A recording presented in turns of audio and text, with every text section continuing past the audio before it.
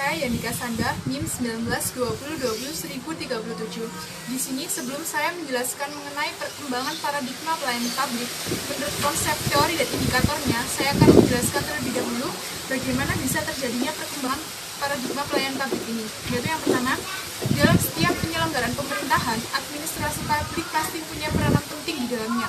Di antaranya yaitu menyelenggarakan pelayanan publik. Itu berguna untuk mewujudkan kesejahteraan di tengah-tengah masyarakat. Seiring berjalannya waktu, muncul dan perkembangan paradigma di dalam administrasi publik ini disebabkan karena berkembangnya secara kumulatif the body and knowledge di dalam administrasi publik. Perkembangan paradigma pelayanan publik ini merupakan hasil dari berkembangnya paradigma administrasi publik. Untuk itu, dalam perkembangan paradigma pelayanan publik ini terbagi menjadi 3 bagian. Yang pertama yaitu Old Public Administration atau yang disingkat dengan OPA, yang kedua New Public Management yang disingkat dengan NPM, dan yang ketiga adalah New Public Service yang disingkat dengan NPS.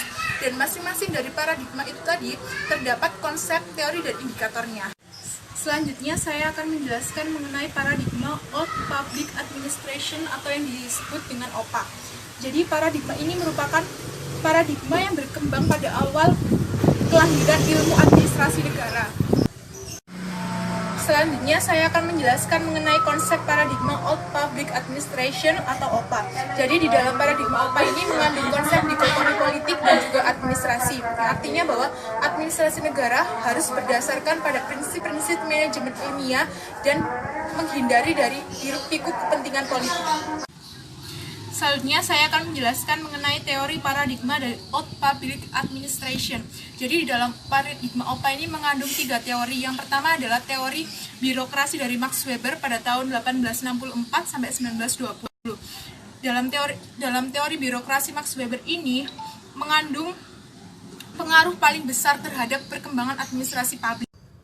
Baik, nama saya Alvina Diarvinda. Saya akan melanjutkan peran administrator publik dirumuskan sebagai planning, organizing, staffing, directing, coordinating, reporting, dan budgeting. Yang pertama adalah planning. Planning adalah merencanakan, organizing adalah mengkoordinasi, staffing adalah mengkelompokkan, directing adalah mengatur perencanaan tersebut, coordinating adalah mengkoordinasi jalannya kegiatan, reporting adalah melaporkan sebuah kegiatan, dan budgeting adalah penganggaran dana.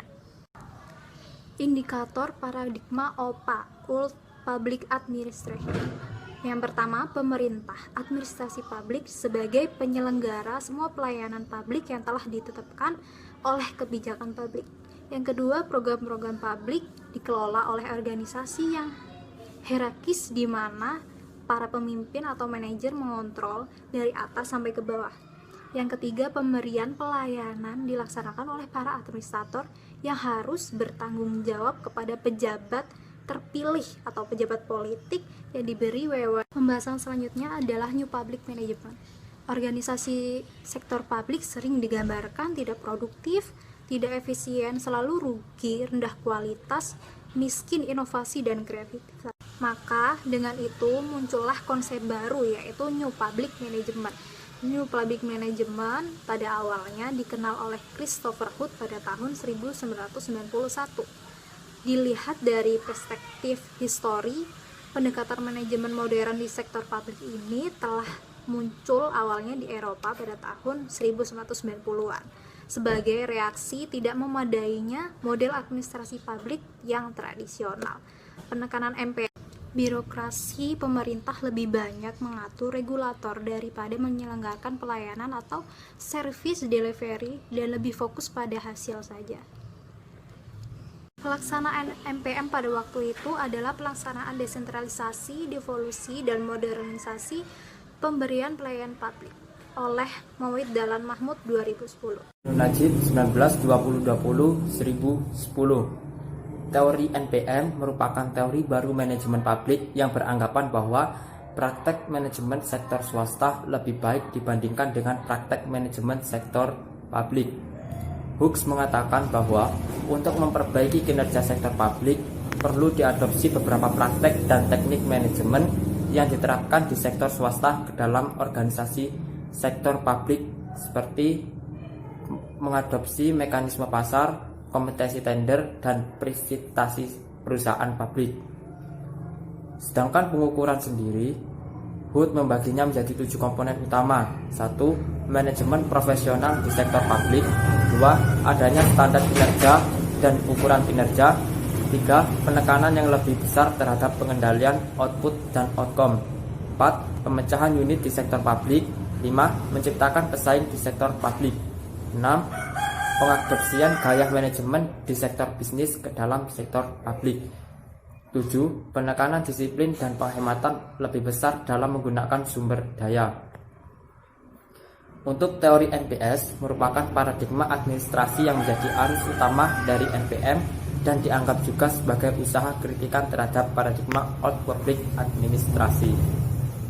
Konsep NPS ini dimunculkan oleh Janet V. Denhart dan Robert B. Bernhardt di bukunya yang berjudul The New Public Serving Not Steering di tahun 2003. Konsepnya, pemerintah harus mendengar suara publik dalam pengelolaan tata pemerintah.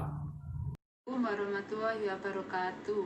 Saya Sifani Maidana Pratiwi dengan NIM 1920201014. Saya akan menjelaskan tentang teori paradigma NPS, yaitu teori ini juga ditelusuri oleh Dimock, Dahl, dan Waldo yang membuktikan bahwa teori NPS itu berakar pada yang pertama, teori tentang demokrasi kewarganegaraan, yaitu perlunya perlibatan warga negara dalam pengambilan kebijakan untuk membangun solidaritas guna menghindari konflik. Yang kedua, model komunitas dan masyarakat sipil, yaitu akomodatif terhadap peran masyarakat sipil dengan pembangunan sosial trust. Yang ketiga, teori organisasi humanis dan administrasi negara baru.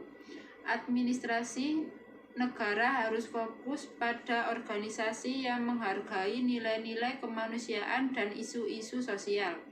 Kemudian yang terakhir, administrasi negara postmodern mengutamakan dialog atau diskursus terhadap teori dalam memecahkan persoalan publik daripada menggunakan one best way perspektif.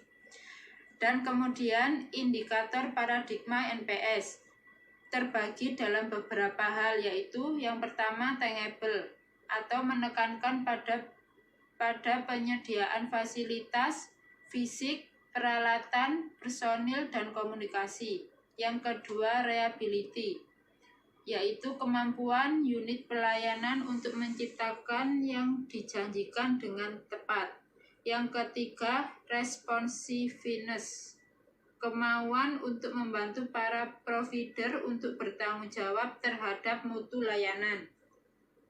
Yang keempat, competence, yaitu tuntutan yang dimilikinya, pengetahuan dan keterampilan yang baik oleh aparatur dalam memberikan layanan. Yang kelima, courtesy, yaitu sikap ramah, bersahabat, tanggap terhadap keinginan pelanggan. Yang keenam, credibility, yaitu sikap jujur dalam setiap upaya untuk menarik kepercayaan masyarakat. Yang ketujuh, security, yaitu jasa pelayanan yang diberikan harus dijamin dan bebas dari bahaya dan resiko. Yang kedelapan, akses, yang yaitu terdapat kemudahan untuk mengadakan kontak dan pendekatan. Yang kesembilan, communication, yaitu kemampuan memberi layanan untuk mendengarkan suara, keinginan atau aspirasi pelanggan. Dan yang terakhir, understanding customer, yaitu melakukan segala usaha untuk mengetahui kebutuhan pelanggan. Terima kasih. Wassalamualaikum warahmatullahi wabarakatuh.